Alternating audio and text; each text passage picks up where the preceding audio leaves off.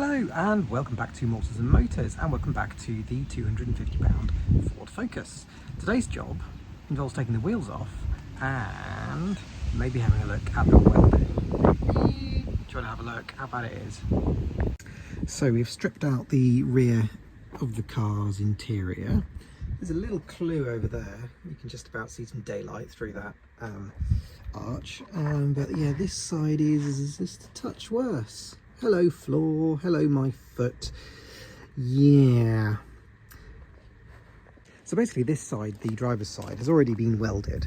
So you can see it's got quite a few big plates been welded on over there to keep it nice and solid, where the hole is on the other side. And then the suspension turret has been welded a little bit there. It's got a piece there put on, piece the other side put on, and then I think there's been a plate put on here along the top there, where the shock absorber mounts onto. So that's all pretty solid, apart from we created a little hole just up there, and I think we need to plate that from the inside. It's a bit of a shame. There's also a very rusty end of the sill on this side, but that's not our priority for today. That's for a little bit later. The other side is today's priority. So the other side, well, we have taken the wheel off and really kind of slapped through this rust, and yeah, it is really quite a large hole has appeared. Although, having seen the shape of the plates on the other side, I think the other side was no better than this. So this isn't particularly as bad as it perhaps looks, because once it's welded, it all looks nice and solid. So yeah, I'm going to cut all this rusty kind of frilly stuff away back to good metal, and then plate it in pretty much the same way as they've done the other side. I'm going to try and emulate what they did there. The suspension turret, again, I'm going to do pretty much the same as I've done the other side. So you can really see it is completely rusted away in parts, but it's several layers of metal. I don't know whether you can see, there's like a box section on the inside that's completely solid.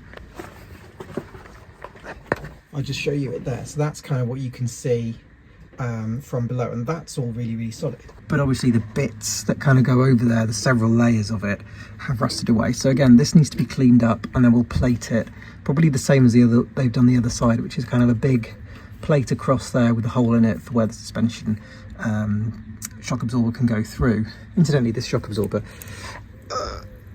isn't really doing very much because it's staying there, and I think it should be doing something to counteract the action that I'm putting on it. So yeah, I might add those to the list of things that might need replacing. So yeah, this is the fun that we are currently having with the £250 Ford Focus. Well, sit rep, it is now the end of day one of Focus Weldathon, I assume. And yeah, let me show you how far we've managed to come and what we've done on both sides. On the passenger side of the car, well, we have another end of the sill has snapped off, but there we are. So that needs a little bit more work. The inner arch area, floor area here, we've cut it away with a Dremel cutting disc, so all the rust has been cut out. So tomorrow's job, first job, is to just obviously get that back to bare metal, it's where I can weld to, and then weld some patch panels on there, just like the other side. The suspension turret, we have spent a long time, Oliver has spent a long time certainly, getting rid of the rusty metal as much as he can. So yeah, there's not an awful lot of the original structure there. So yeah, we have our work cut out for us tomorrow. In some respects, it doesn't feel like we've done very much today, but we have worked very hard cutting out the rust and stuff. So yeah, tomorrow, repair panels and welding. Let's see how it goes. Well, it's the end of day two of welding. I've done no filming at all today because I've been too busy actually welding, but I'll show you what I've done. Those are the sensitivity to bright colours should look away now, because it's all gone yellow, but I have welded 3 patches in there over the enormous hole, and slapped it with the yellow hammerite, and we'll put seam sealer on that tomorrow, and then paint it black, so it's not going to be yellow permanently, but we didn't have enough black. And then tomorrow's job is to do the suspension turret, or the whatever it's called, shock absorber turret. This was hard work, I'm not going to lie. hence why I did no filming today. Not 100% pleased with how my welding has actually been, but it is strong, it's solid, it's there. It's just, yeah, I know how to weld, it's just much harder to do it on a car upside down when the metal isn't particularly clean. Okay, well, it is now a few days later and I've completed the welding. I didn't really do any more filming of the welding because several reasons. One, it was a really hard few days of work and the last thing I wanted to do is pick up my phone and take photos or videos, and also, well, it was very hard to do that whilst I'm also wearing a mask and welding gloves and trying to get underneath the car. I did not enjoy it. I'm not going to lie, I did not enjoy it, but it's done, and I'll just quickly show you the finished product. So here we are, inside the wheel arch is now all kind of, I put 3 different patches on there. It's all welded in place and there's a load of seam sealer and underseal then put on top to protect it. And similarly, the suspension turret has been slightly rebuilt. There's a new piece of metal along the top and some supports on both sides. Again, it's all been slathered in as much seam sealer and underseal as I can.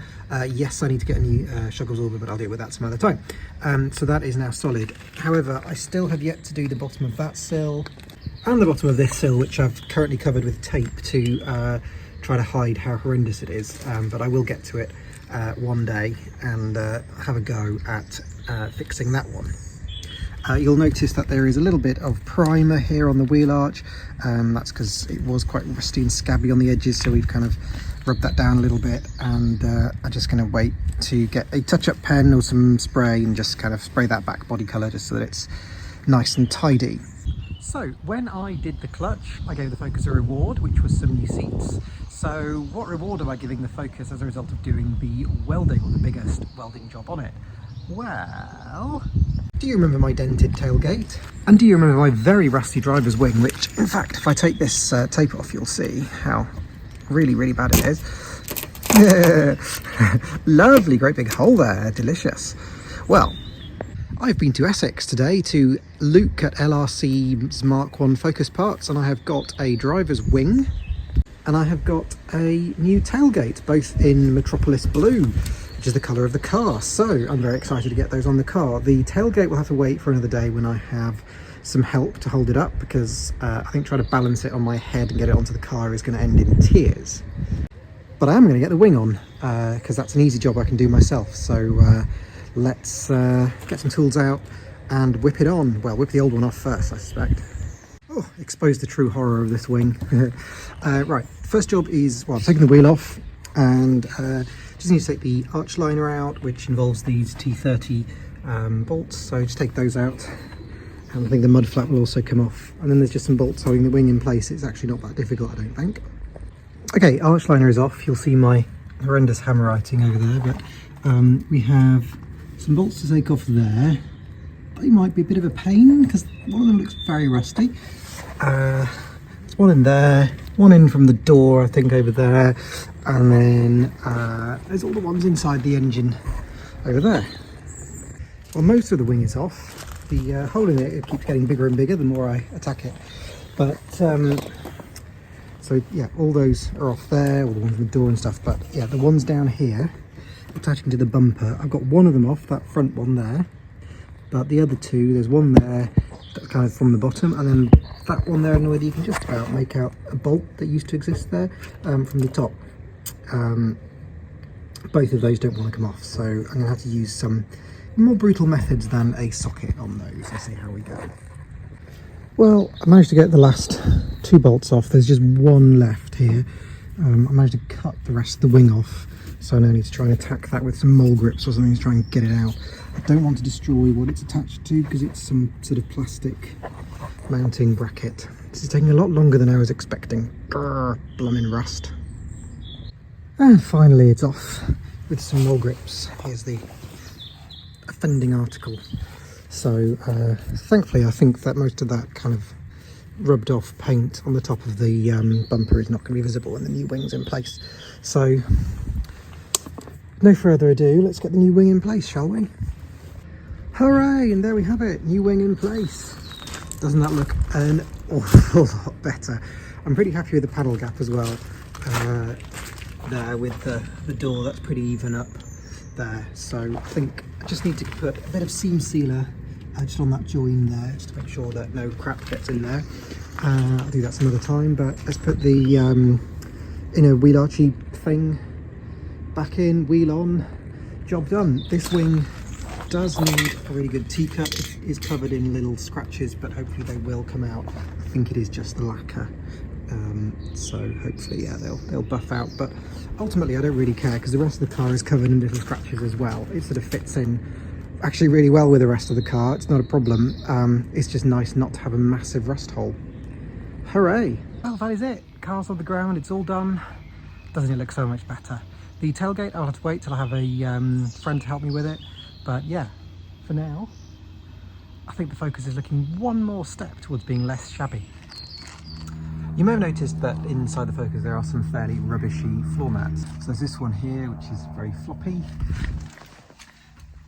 And the driver's one doesn't match, it's a rubber one, which is actually quite nice actually to use, but anyway. And the back ones are also rubbish. Just arrived is this set of genuine Ford floor mats, apparently, anyway, so they're sold by Ford. Well, they already look better just outside the packet, so yeah, excited to get those in the car. The driver's one comes with clips here, so I need to screw those into the carpet somehow. I'll figure it out shortly. There are some instructions on what to do, so let's get them in. Right, start with the back one, get rid of the rubbish, get rid of the crappy floor mats. I know I need to hoover it out, but I'm too excited. I'll put these in first. I'll hoover them out later. Oh, delicious. Oh, look at that. It fits. Hooray. Let's get the rest of them sorted. Oh, what a gorgeous fit that passenger one is. Oh, it looks so good. So to do these clips, all you do is literally just poke a hole in the carpet with a screwdriver, and then you sort of screw that into it. I have had to use a pair of pliers, just a bit of grip, otherwise it was killing my fingers. So I've done that one, I'll just do the other one. Well, there we are, driver's one in place, and yeah, looks so much smarter. Excellent. I particularly like the passenger one, that looks really, really good. So yeah, very happy. Well, it's a few days later again, and let's finish off with a little update on the rear of this car. You will see that there is, over there, no dent in the tailgate anymore, because I have now managed to get the new tailgate fitted in place. I'm really happy with it.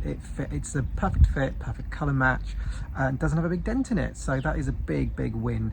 Didn't feel me doing it, I'm afraid. It was kind of a fiddly job, but it was very doable. Just had to remove the all the wiring from the old tailgate whilst it was on the car, and then feed that through into the new tailgate and connect it all up again. It wasn't that difficult, but it was actually very satisfying. But that is done.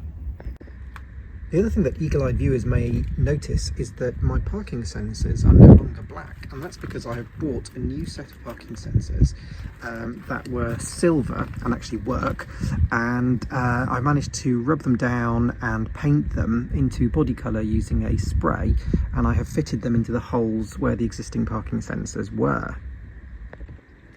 I hope you'll agree it does make the rear end of it look a lot better than having sort of 4 black spots, which I really didn't like on the bumper.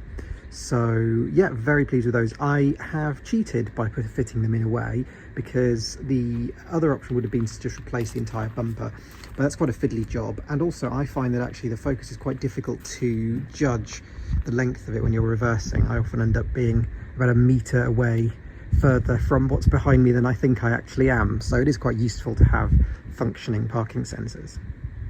But anyway, that is it for this video. Thank you very much indeed for watching and seeing all the little bits and pieces of improvements that we've done to the car.